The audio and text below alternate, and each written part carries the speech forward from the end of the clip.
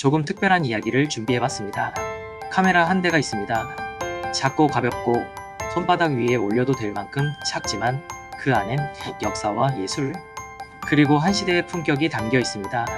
바로 롤라이 35 롤레이 35. 그리고 이 카메라를 직접 들고 사진을 찍었던 한 사람의 이야기로 시작합니다. 바로 영국의 엘리자베스 2세 여왕입니다. 1. 여왕과 카메라 궁궐 밖에 소박한 렌즈. 우리가 흔히 생각하는 군주의 모습은 왕좌에 앉아 있거나 국가 행사에서 근엄한 표정을 짓고 계신 모습이죠. 그런데 엘리자베스 여왕은 가끔 아니 꽤 자주 직접 카메라를 들고 표사체를 응시하곤 했습니다. 그 중에서도 특히 유명한 장면이 있어요. 1974년 스코틀랜드의 배드민턴 호스 트라이얼즈 행사에서 여왕이 골드 컬러의 롤라이 35를 손에 들고 직접 촬영하고 있는 모습이 포착됐습니다. 그 조용하고 단단한 미소 뒤에 여왕은 사진이라는 도구를 통해 대중과의 소통을 이어가고 있었던 거죠. 롤라이 35 손바닥 위의 예술. 그렇다면 그 카메라는 어떤 녀석이었을까요? 롤라이 35. 이 녀석은 1966년 독일에서 처음 등장했는데요. 당시로서는 세계에서 가장 작은 35 필름 카메라로 불렸습니다. 근데 단순히 작기만 했느냐? 아닙니다. 정말 기가 막힌 녀석이에요. 수동 셔터 조작, 노출계 내장, 그리고 자이스 TSSAR 40 f3.5 렌즈. 셔터도 리프 셔터 방식이라 소리도 아주 조용하죠. 작지만 탄탄하고 묵직한 금속 외관이 딱 손에 잡히는 그 느낌. 여왕께서 왜 좋아하셨는지 충분히 이해가 갑니다. 3. 여왕의 시선, 여왕의 셔터. 엘리자베스 여왕은 단순한 수집가가 아니었습니다. 그녀는 직접 카메라를 들고 촬영을 즐겼던 사람이었어요. 물론 왕실에는 전속 사진가도 많았습니다. 하지만 여왕께선 가족 행사, 사유지, 별장, 혹은 국외 방문 중에 틈틈이 자신만의 시선으로 풍경과 사람들을 기록하셨습니다. 그 카메라가 LEICA M3일 때도 있었고, 하지만 가장 가볍고 친근하게 다가갈 수 있었던 게 바로 이 롤레이 35였습니다. 4.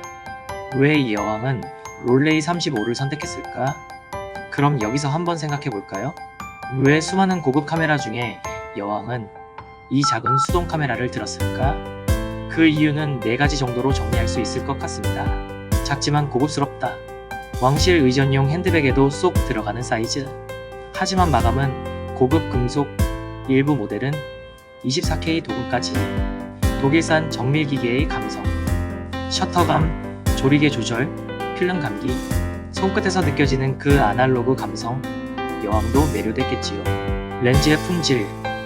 TSSAR 렌즈는 당시 소형 카메라 중에서는 단연 최고. 화질도 좋고 중심부 선예도는 현대 렌즈 못지 않습니다. 사람을 긴장시키지 않는 카메라. 큰 DSLR이나 라이카보다 더 친근하게 다가갈 수 있었고 대상이 경계하지 않게 만들 수 있었죠. 5. 카메라는 그 사람을 담는다. 엘리자베스 여왕은 엄청난 권력을 가진 인물이었지만 그와 동시에 섬세하고 소통에 진심인 군주이기도 했습니다. 그녀가 들었던 이 카메라는 작고 조용하고 자기 역할에 충실하면서도 깊이 있는 결과물을 만들어냅니다. 우리는 가끔 말하죠. 사람이 카메라를 고르지만 그 사람의 인격이 결국 카메라에 반영된다. 엘리자베스 여왕과 롤라이 35는 참 잘 어울리는 한 쌍이었다고 생각합니다. 6. 롤라이 35. 그 이후 여왕 덕분에 롤라이 35는 단순한 카메라를 넘어서 품격과 감성의 상징이 되었고요.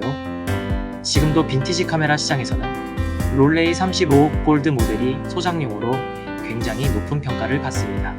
또 수많은 필름 마니아들이 손바닥 위에 명작 포켓에 넣는 라이카라는 별명을 붙여가며 지금까지도 롤라이 35를 애용하고 있습니다. 자, 정리하겠습니다. 롤레이 35는 단지 작고 귀여운 카메라가 아닙니다. 그것은 엘리자베스 여왕이 선택한 소통의 도구, 그리고 사진이라는 예술을 통해 세상을 바라보는 조용한 철학이기도 합니다. 그 카메라를 통해 우리는 왕실의 화려함이 아닌 한 사람의 따뜻한 시선을 들여다볼 수 있었던 것이죠. 감사합니다. 오늘은 롤라이 35와 엘리자베스 여왕의 이야기를 통해 작은 기계 하나에 담긴 인간적인 가치, 그리고 사진의 아름다움에 대해 함께 나눠봤습니다. 궁금하신 점이 있으시면 언제든 질문해 주시고요. 다음 시간에는 필름 카메라가 품은 왕실 이야기다, 혹은 라이카와 왕족들의 관계사 같은 이야기로 또 찾아뵙겠습니다.